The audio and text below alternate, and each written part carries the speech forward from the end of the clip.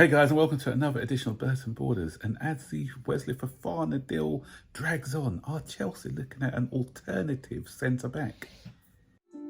Welcome to the Burton Borders. Ain't got no time for no stallers, yeah. We are the risers, we're not the fallers. Our channel is growing wider and taller. Yeah, we're here to give you the news about your dear beloved Blues, yeah. So if you like this YouTube channel, like, subscribe and turn on that bell. Yeah.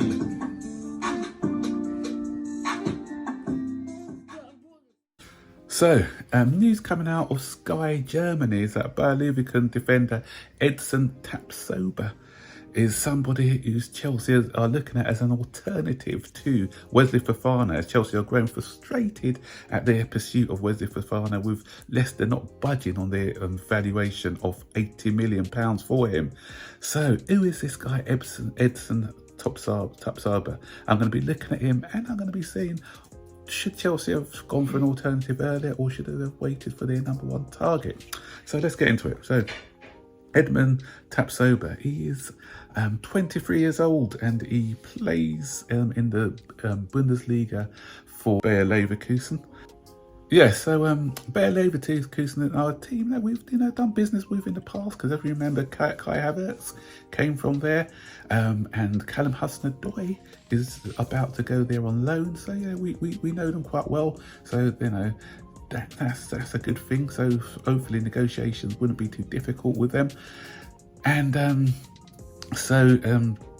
he's 6'3", as I said. He's quite imposing. What sort of style of play? He's very calm in possession. If you watch him play, he knows very good positionally. He's strong, powerful. So not the defenders, attackers are not going to knock him off the ball. He's very composed when he gets the ball, and he can play between the lines, similar to the way that Koulibaly does. But the difference between him and Wesley Fofana is he's not a progressive ball player in that. I mean, we'll see Wesley Fofana running with the ball, committing defenders, similar to the sort of style of defender, I think, what Tuchel was looking for. Because we see in Jules Koundé, he's one who likes to carry the ball from defence into attack and form another midfielder. But yeah, he doesn't really carry the ball as lot. He's more of a passer between the lines, and he's, as I said, once he gets the ball, he doesn't panic, and he's not rash. So he doesn't make a lot of mistakes. So yeah, he would be a good addition, but the profile is slightly different than Wesley Fofana. But having said that, he's still a good option to have as a centre back. 23, so still a lot to grow into. And when he names people that he aspires to, so he is like Per Mertesacker, the ex-Arsenal defender, Van Dijk, he tries to model his game on, and John Stones as well. So so think that style of footballer, ball playing centre back is what he's good at. But I'm thinking, should we have pursued this guy a bit earlier, knowing that Leicester weren't going to budge on the evaluation for Wesley Fofana? Is that a deal that we should be pursuing next season instead of this season? You don't know. And I know that some people say, if we can't get Wesley Fofana as our first choice, why not just wait until next season? But if you think about it, I would go for both. If we can't get Wesley Fofana this season, I'll say, you know what, Leicester, your price is a bit too high. And they did promise him that they'll give him a fair fee if he stayed a season, and that's what the promise that they made to him. And for me, if I'm the Chelsea board, I'll say, you know what, hold tight this season, play for Leicester, similar to what Liverpool did with Van Dijk, really, when they really wanted him. They said, we still want you. And we're in a situation with what happened with the tapping up thing, and eventually they got their man, but they had to wait until this January to get their man. With us, we get in Tapsoba, and he can play now, ready-made to play now in that role. And next season, we get Wesley Fofana when Silva is phased out, because obviously Silva, I don't think he's going to go for another season, and so we're going to have to be replacing Silva anyway. So for me, that'll be the best option, and then we don't end up overpaying for Wesley Fofana.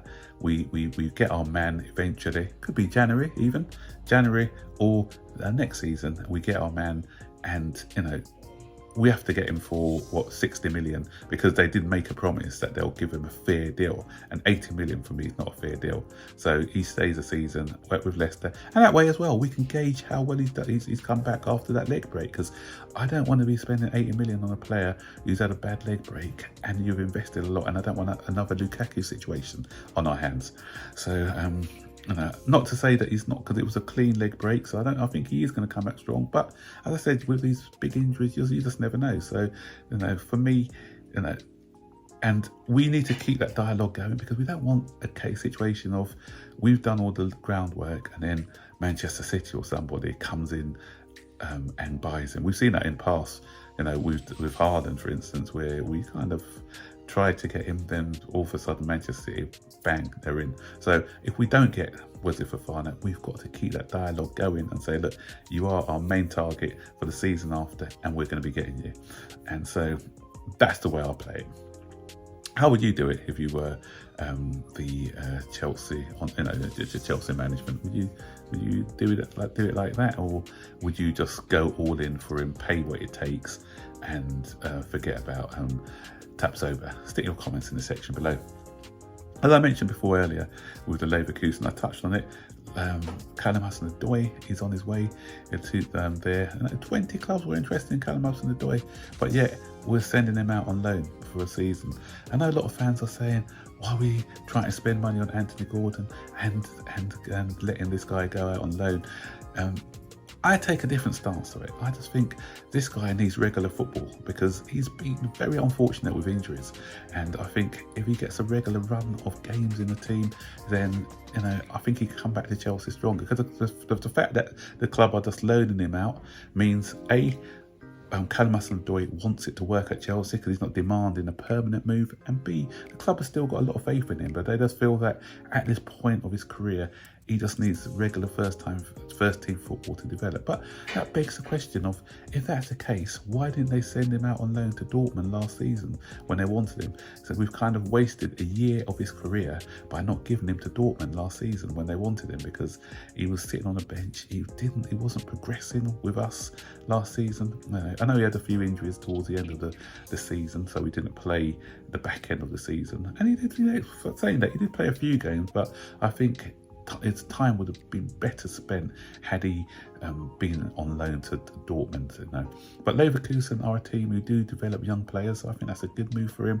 Bundesliga is less pressure than the Premier League. I think defensively, attacking players are allowed to shine in that league, build up his confidence, and we get a new signing coming back this next season. So what do you think of that situation as well? Stick your comments in the section below. And the time is heating up, and that's what I said about Wesley Fofana. We spent a lot of time in this window chasing Fofana, and we're going to be scratching around now for alternatives towards the end of the window. And so we've done that with De Jong, waiting for an answer with De Jong, and even at front with Gordon, we've kind of coming in. Let Everton say they don't want to sell. So I don't want us to be just hitting a panic button and just trying to get anyone in, because we've just wasted time chasing targets, and that which may be not gettable for this season. There's talk about us splashing out big on Leal, and it's too late though now. It's too late. I can't see us 7 days before the window closes. Are Inter and AC Milan going to be getting rid of Leal? Even if we throw big money at him, there's talk about us throwing 120 million at him to get him. But for me, I'm not getting too excited about this one, because I just don't think we're going to be able to pull off a signing of this magnitude so late on in the window. So it may be that we're just going to have to settle with the three that we've got, and maybe Aubameyang one looks like it may happen by the end of the week, because Barcelona need to register Jules Koundé, and they can't do that until they get somebody like Aubameyang off their books.